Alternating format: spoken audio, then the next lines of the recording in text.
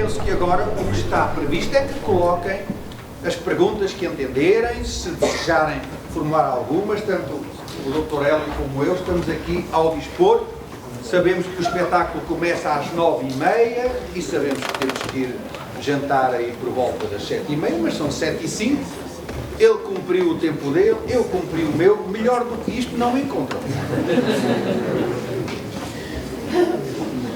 Faz favor. Muito boa tarde. A minha pergunta iria primeiro para o professor Hélio Alves. Eu podia pedir-lhe que se levantasse para que e projetasse a voz. Projetasse a voz, era mesmo, não é? Agora isso mais teatral. Eu sou professora, sou encenadora e professora de teatro na Universidade de Évora, portanto tenho aqui vários alunos. É uma grande alegria, portanto, poder... Não, a claque, aliás, até veio com o professor Zé Alberto Ferreira, e isto aqui assim já é... Não sou responsável por esta claque aqui, já sou de outras, mas esta não. A minha pergunta prendia-se já agora com uma fiquei com muito interesse e muita curiosidade em ver de alguma forma desenvolvida essa ideia de que personagens no Alto da Índia, no Alto da divisa da cidade de Coimbra, é que como e em que sentido é que elas são anagógicas, isto é, portanto, em que medida é que isso é tão... eu acho que é um ponto de vista muito interessante, ainda não o tinha ouvido, portanto, peço desculpa pela minha ignorância nessa matéria, mas acho muito interessante porque exatamente causa de alguma maneira, um sentido de uma ajuda a criar uma densidade maior nas personagens, e gostaria de saber quais e como, digamos assim, se é possível. Obrigada. Obrigado pela pergunta. Bem, eu referi-me ao Alto da Índia e à Comédia de Divisa da cidade de Coimbra, não tanto nesse sentido, mas no sentido do meu segundo ponto, que era o ponto sobre as personagens. Portanto, não... essas duas peças são exemplos que eu dei num trabalho publicado que está indicado no folheto, de personagens que me parecem ultrapassarem muito os limites das chamadas personagens tipo. Não estou, portanto, a argumentar aqui que haja sentidos escatológicos nessas personagens necessariamente. Estou apenas a dizer que há uma interioridade destas personagens que me parece que não tem sido focada, quer na literatura crítica sobre as peças, quer nas próprias encenações. Portanto, era isso. O argumento, digamos assim, agora quer dizer, é impossível estar a dizer oralmente uma coisa que está escrita, mas posso dizer que o argumento variava. No caso da Alto da Índia, trata-se um pouco de como essa interioridade das personagens nasce através do diálogo entre elas, sobretudo. No caso da Comédia de Divisa da cidade de Coimbra, não. Temos mesmo o caso do monólogo, que chega a ser solilóquio, portanto, em que o solilóquio se vira para si mesmo numa atitude reflexiva e autorreflexiva que não se coaduna, em meu entender, com a noção de personagem tipo, de todo. Ou seja, temos aqui personagens que estão a falar sozinhas em palco, mesmo que estejam acompanhadas.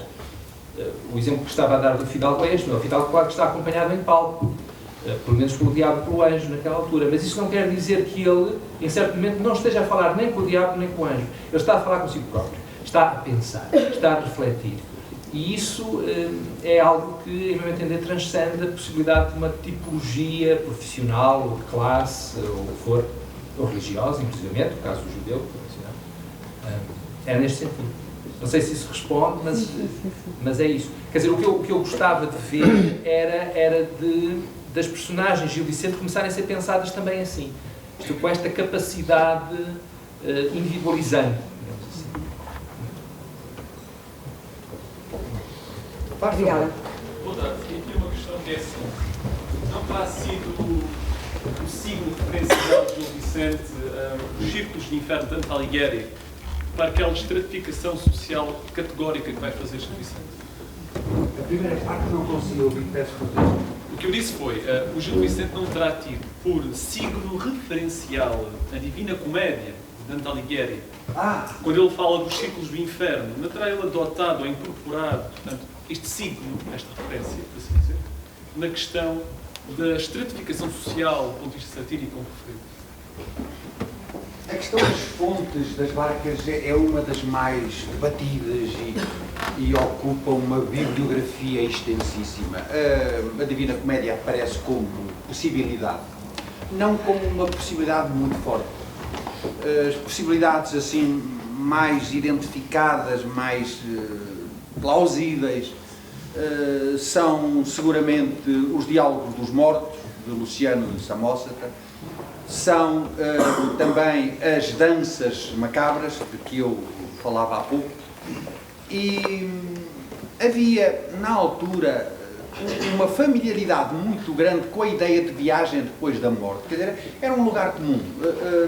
Nós hoje temos dificuldade em perceber, porque o nosso tempo é um tempo que exorcizou a escatologia. Quer dizer, isso torna muito difícil ensinar aos alunos qualquer coisa sobre o alto da barca do inferno, porque temos logo que começar por lhe dizer que, ao contrário do que se passa nos nossos dias, no tempo de Gil Vicente, acreditava-se na vida eterna. E não há sinais de dissonância sobre isto.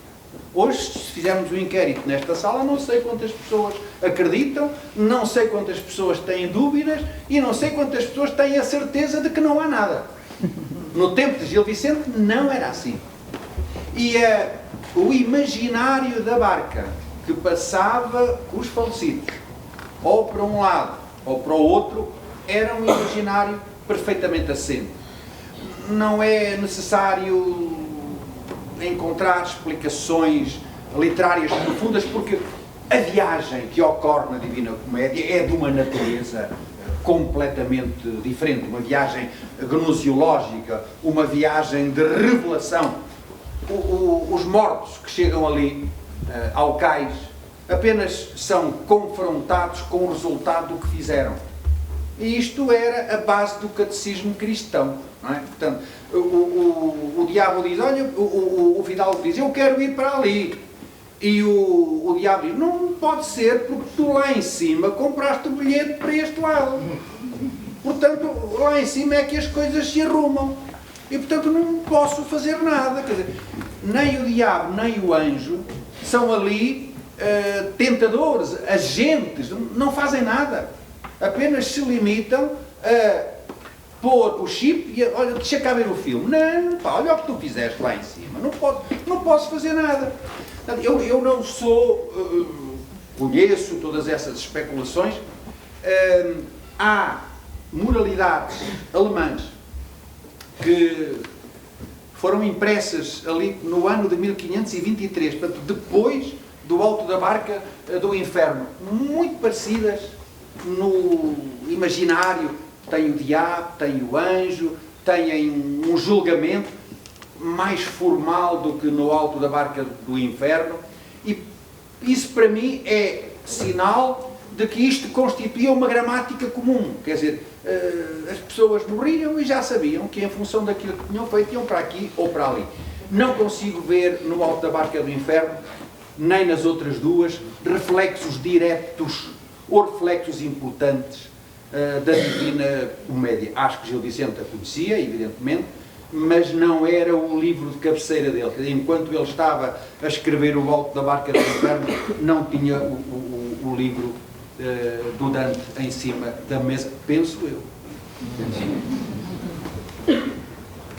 Licença. Faz favor. Boa noite. Somos do Brasil, eu e minha mulher, de passagem por Évora, somos professores e minha área é mitologia grega, hindu, cultura oriental. Minha mulher literatura francesa. Fomos ontem à noite assistir o espetáculo. Vimos lá umas 20 pessoas. Lamentei. Para uma cidade tão grande quanto Évora. Espetáculo do Alto da Barca do Inferno. Pouca gente, poucos jovens, quase ninguém. Dito isto, quanto a Gil Vicente, certamente não sei, os professores presentes poderiam talvez me informar, se há alguma aproximação feita com o teatro grego, em especial com a literatura grega. Gil Vicente usa, no Alto da Barca do Inferno, o parvo chega num determinado momento, ele se torna no Ulisses falando.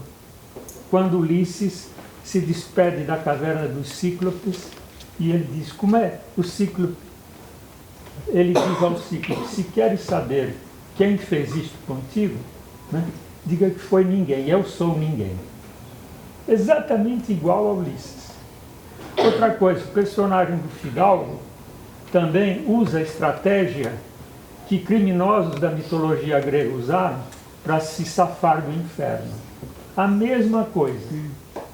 E por aí afora nós vamos, né, encontrando em Gil Vicente uma universalidade única e que me parece justificada com relação aos personagens. Os personagens dele são universais, são arquétipos.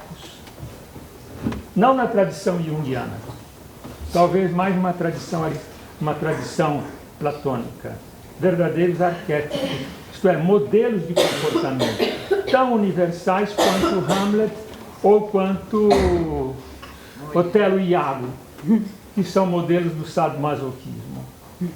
Então me parece que essas coisas justificam essa universalidade de Gil Vicente. Não é regional, parece. Não sei se os professores poderão me ilustrar e me informar sobre essa relação com a Grécia. Certamente ele conhecia Aristófanes, certamente ele conhecia a mitologia grega, que encontramos, cavocando na obra de Gil Vicente, inúmeras referências à Grécia Antiga. Não sei se há pesquisas nesse sentido aqui em Portugal, não conheço. Se talvez me ilustrassem, me seria interessante. Muito obrigado.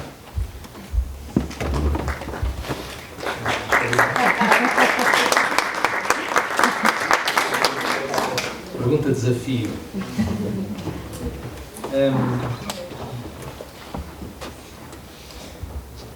Parece-me que aqui estamos a falar de dois níveis diferentes.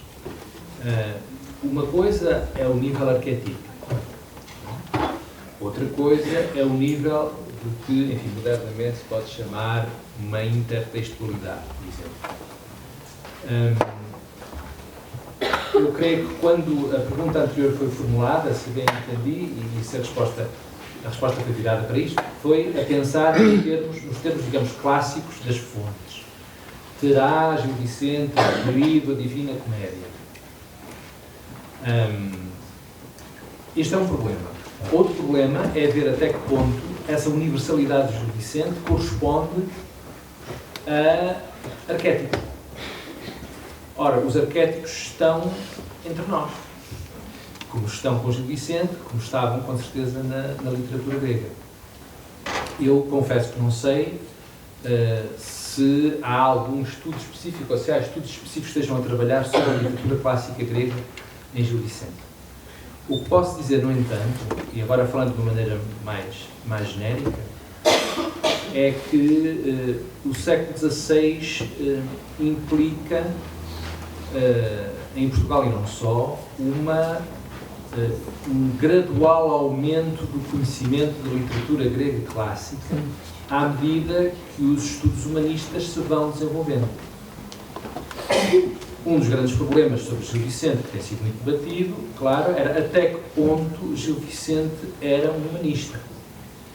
E aqui posso dizer que, de uma forma mais ou menos consensual, a conclusão atual é que o Gil Vicente não era um humanista. Não era um humanista no sentido técnico.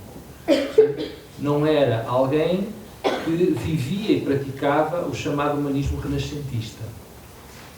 O Gil Vicente, em muitos aspectos, é anterior a este fenómeno em Portugal. Isso não é anterior cronologicamente, parece ser anterior, digamos, ideologicamente ou culturalmente ainda. Ora, isso tem uma relação muito forte com a questão da literatura grega. Portanto, sem entrar em grandes pormenores, eu daria um exemplo diferente para termos uma ideia. Cerca de 30 anos, mais ou menos, depois de Gil Vicente ter terminado a sua atividade, eventualmente ter morrido, é provável que as duas coisas tenham coincidido, mas não temos a certeza, um outro dramaturgo português, António Ferreira, escreveu a Castro, a tragédia Castro. A tragédia Castro, que é já, claramente, um produto do humanismo renascentista em língua vernácula, portanto em língua portuguesa e não em latim, e hoje isso está, enfim, também suficientemente atestado, é muito mais devedora da literatura latina antiga do que da literatura grega. E porquê? Por uma razão puramente prática. Sabia-se muito menos grego do que latim, o acesso às obras em grego, ou em tradução latina do grego, eram muito mais reduzidas em Portugal, o conhecimento que se tinha da literatura grega era reduzido, e, portanto, a tragédia de António Ferreira, ao dever mais a modelos latinos do que a modelos gregos, resultou naquilo que ela é, um texto mais próximo do que eram as tragédias de Sêneca, por exemplo, do que das tragédias de Sófocles ou Eurípides. E isto, em minha opinião, dá-nos uma ideia muito grande da diferença muito grande que existe entre um Gil Vicente, uma dramaturgia de Gil Vicente, e uma dramaturgia já propriamente renascentista, propriamente devedora dos estudos humanísticos, etc. Isto não sei se ajuda a responder, mas é uma forma de explicar porque é que Gil Vicente é muito mais facilmente, creio que mais ou menos consensualmente, integrado hoje numa literatura medieval ou medievalizante do que uma literatura renascentista, humanística, nesse sentido técnico. Quer dizer, que ele seja um humanista no sentido genérico, claro, mas no sentido mais propriamente técnico. Quer dizer, isto é uma forma de responder para dizer que são níveis diferentes. Evidentemente que o António Ferreira e o Gil Vicente funcionam a partir de arquétipos semelhantes e podemos facilmente encontrar modelos arquetípicos na literatura e na mitologia grega de alguém como Inês de Castro. Portanto, isso não é... Basta pensar no caso, sei lá, Camões, quando fala Inês de Castro, lembra-se logo de Cassandra. Isto é automático. Não quer dizer que ele tenha lido, não é? Mas, quer dizer, os arquétipos são uma coisa. Outra coisa é nós podermos demonstrar que leu efetivamente, imitou efetivamente aquele texto. É muito mais difícil e muito mais difícil. Não sei se quer dizer. Não tenho grande coisa a acrescentar àquilo que disseste, só uma palavra de saudação para os nossos colegas que vêm do Brasil. De onde pode saber-se de que zona do Brasil vêm? São Paulo. São Paulo, muito bem. Há realmente estudos, os nossos classicistas mais destacados, a professora Marilena da Rocha Pereira, a professora América da Costa Ramalho, tentaram por várias vezes puxar Gil Vicente para o humanismo, puxá-lo, identificando pequenos traços da linguagem, pequenas similitudes de personagem. E porquê é que eles tentaram fazer isso? Eu tive a oportunidade de discutir com ambos este assunto. Eles foram professores da Faculdade de Letras de Coimbra. Quando eu comecei a estudar Gil Vicente, fui falar com eles. O professor Costa Ramalho, entretanto falecido, tinha a ideia de que havia ecos de éclogas gregas em Gil Vicente. E realmente, forçando muito, lá aparecia um pontinho. Mas depois ele tinha dificuldade em explicar como é que de um lado se tinha chegado ao outro. A não ser através deste processo de mediação latina de que o Hélio falou. Mas o Hélio colocou a tónica numa questão que para mim é decisiva. Eu só discordo dele numa coisa quando ele diz que Gil Vicente é anterior ao humanismo. Gil Vicente é contemporâneo do humanismo, mas quis obstinadamente demarcar-se dele. A obra de Gil Vicente não só não é humanista, como é anti-humanista. Gil Vicente recorre muitas vezes aos mitos gregos para os parodiar. As cortes de Júpiter, sinal de que os conhecia, mas não os assume, não os incorpora, desdenha deles. Claro que tudo isto tem provavelmente a ver com circunstâncias biográficas que nós não conhecemos. Gil Vicente aparece na corte em 1502 e nós não sabemos por onde é que ele andou a passear antes. Não sabemos, quer dizer, ele deve ter nascido aí por volta de 1465, mas o que é que ele fez? Estudou aonde? Estudou com quem? Nós sabemos isto, mais ou menos, de todos os humanistas, que eram todos mestres uns dos outros. De Gil Vicente não sabemos nada. A ideia que se retém do teatro dele é que Gil Vicente encostou os pés à parede e lutou o mais que pôde contra um tempo de renovação que ele não conseguia já aguentar. Mas o teatro dele é um teatro de conservação, é um teatro de reação e também de reação cultural contra o humanismo. É a ideia que eu tenho. Portanto, é possível ver arquétipos, é possível encontrar em Gil Vicente indícios de uma gramática, de personagens, de expressões. Eu, por exemplo, aproximo muito mais Gil Vicente da grande tradição do teatro medieval francês. Aí sim. Os Dadin, as Moralités, as Farces, aí é que está a matriz dele. E quando me dizem, não, mas tem alguma prova disso? Não, que na altura não se guardavam os cotos dos bilhetes de avião. Eu não posso provar que o Gil Vicente tenha ido a Paris, mas há indícios de que Gil Vicente possa ter estado em Bruxelas. Por exemplo, uma peça de Gil Vicente foi representada em Bruxelas em 1531. Temos a certeza disso. Portanto, Gil Vicente pode não ter sido uma pessoa acantonada entre Coimbra, Lisboa, Évora e Almeirim. Pode ter tido uma aprendizagem muito mais cosmopolita do que nós pensamos. Agora, as analogias com o teatro medieval francês, essas não são pontuais, são estruturantes. Porque o grande martírio para um artista é a forma. Não são os temas, as personagens, é a forma. Fazer uma farsa é fácil? Não, é dificílimo, para quem nunca fez nenhuma. Fazer uma farsa implica o desafio da forma, porque a farsa tem preceitos. Tem que ter um determinado número de personagens, tem que ter uma intriga altamente concentrada, não pode ser moralizante. E, portanto, Gil Vicente teve que ir buscar estas formas a algures. Pode ter imitado pontualmente personagens, temas, expressões, mas a forma é que é o alicerce, a forma é que é o cimento de uma obra. E isso ele foi buscar, seguramente, ao teatro medieval europeu, designadamente ao teatro medieval francês. É a minha tese. E é por isso que Gil Vicente, tendo raízes europeias e não estritamente nacionais, merecia amplamente a projeção que o Hélio lamentou que ele ainda não alcançou. Uma projeção europeia. Gil Vicente merecia um lugar de honra em todas as histórias do teatro europeu. Antes dele, digam-me, conhecem alguém, antes dele, do tempo dele, 3 séculos antes, que tenha produzido uma obra tão extensa, 50 peças, tão variada, de tal forma variada que às vezes nós lemos uma peça e depois daí a 2 ou 3 anos lemos outra e ficamos na dúvida, foi o mesmo autor que fez esta, fez aquela. A obra dele é dotada de uma diversidade prodigiosa.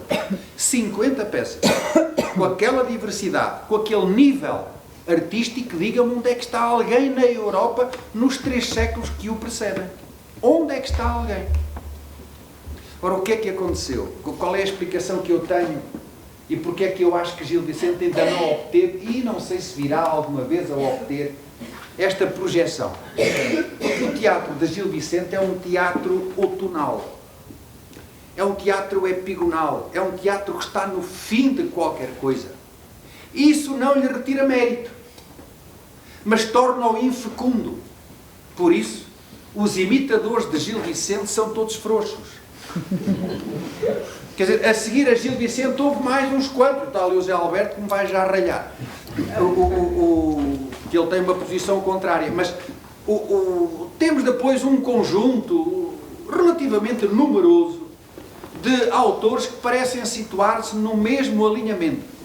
Mas depois de termos lido Gil Vicente, chegamos àquele e realmente temos que fazer um esforço missionário para levar a leitura até ao fim. Excetuando alguns casos. E porquê? Pois justamente porque o teatro de Gil Vicente está no fim de qualquer coisa. Não está no princípio. Acontece assim. Lembro-me da Diana, de Jorge de Montemor, é assim. São obras grandiosas, mas que estão no fim. A partir dali, elas são tão amadurecidas que já não dão fruto. E isto parece-me ser o estigma maior da obra vicentina. É que fazer agora, por exemplo, aqui entre nós, o Alto da Barca do Inferno é uma ideia boa. Vou agora dar sequência e vou fazer outra. Não tem piada. Quer dizer, esgotou-se a ideia. O Alto da Embarcação do Inferno funcionou e funciona hoje. Mas se eu, dramaturgo, quiser agora fazer uma coisa parecida, a ideia está esgotada em si mesma. E por isso, Gil Vicente, só com muito boa vontade, é que pode ser considerado precursor de alguma coisa. Isto não lhe retira talento, insisto. Mas há autores que não têm 1/3, 1/10 do talento de Gil Vicente, mas por serem precursores de qualquer coisa, têm um acolhimento enorme nas histórias do teatro. Gil Vicente teve esse azar. Ou quis tê-lo. Porque Gil Vicente sabia que estava a lutar contra o seu próprio tempo. Ele tinha a noção disso. Às vezes costumo dizer aos meus alunos, mas Gil Vicente, ele morre em 1536 e nem humanista consegue ser. É que naquela altura já toda a gente era. Porque nós temos esta visão teleológica, progressista, quer dizer que um indivíduo que é realista é necessariamente melhor do que outro que é romântico. Os românticos, coitadinhos, ainda não conseguiram ser realistas. Não é? Depois, os que são modernistas, esses é que são bons, porque são muito melhores do que os simbolistas. Esta visão teleológica é uma visão que nós construímos. Mas quando deparamos com o autor da grandeza de Gil Vicente, ela não funciona. Gil Vicente não é mais atrasado, nem mais adiantado, tem o talento que o seu próprio tempo lhe permitiu. Não é? Mas sejam bem-vindos a Évora e a Portugal. Já voltamos aqui algumas vezes. Só a Évora? Não. A Évora é a segunda vez. Eu vim atrás do Virgílio Ferreira. Aí está um homem, mais um homem que une Coimbra e Évora. Virgílio Ferreira fez filologia clássica. Sim. Em Coimbra. Conhecemos bem. E quando era aluno, imagino, escreveu um textinho a polemizar com um mestre. Opunham-os a possibilidade de Camões ter lido diretamente Platão ou não. Um dizia que sim e outro dizia que não. Agora que já estão os dois lá em cima, podem perguntar ao Platão e ao Camões.